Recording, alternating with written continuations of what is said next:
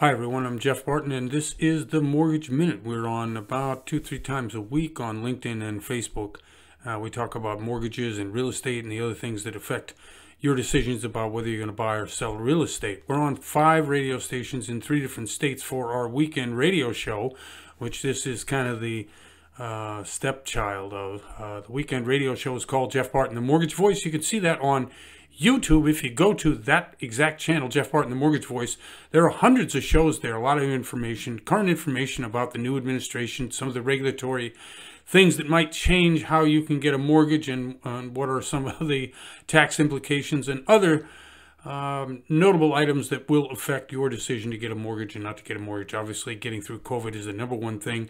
And then after that, we have to worry about how we're going to pay for things.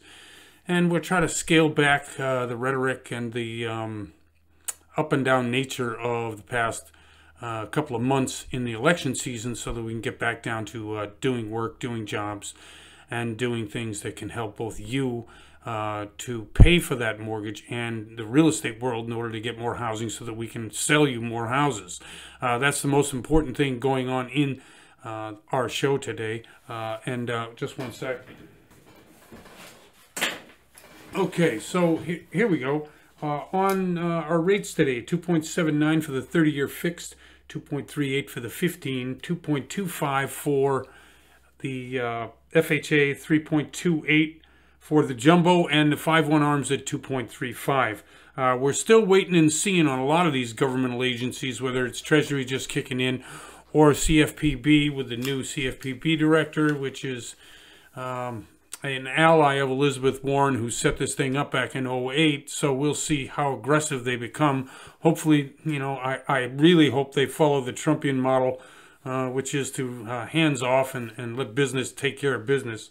Mortgages are good. The front end is good. So there's no real reason to come down and clamp down since we're already trying to help in the forbearance area.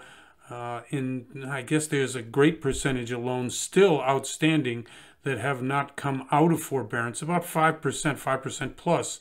And at the different agencies, whether it's Fannie Mae, Freddie Mac, or Ginnie Mae, FHA, and the conventional government loans per se, we are still seeing a good number of those in forbearance. I had a loan last week that canceled by the lender.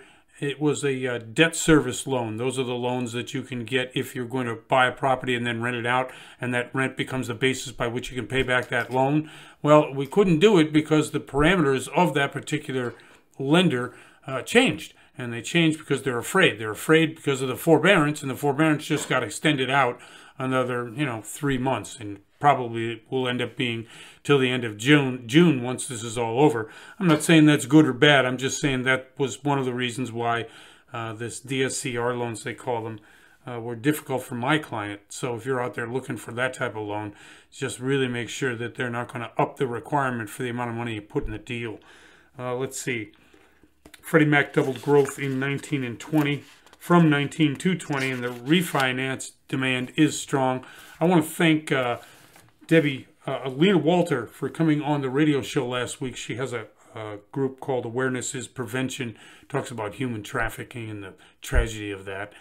We did notice that also in Oregon this week, they have decriminalized all drug offenses, meaning that nobody's going to jail for any reason if you have drugs of any sort, which I think is a better way to deal with the problem.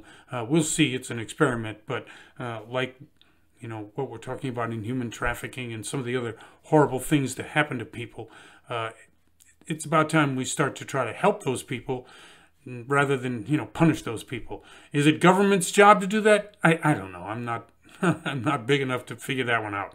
However, I do think it's important, and it's something that we will be dealing with more in the next 4 years than we were in the last 4 years. I'm Jeff Barton, your voice in the mortgage industry. Thanks very much for listening in, and we'll see you next time.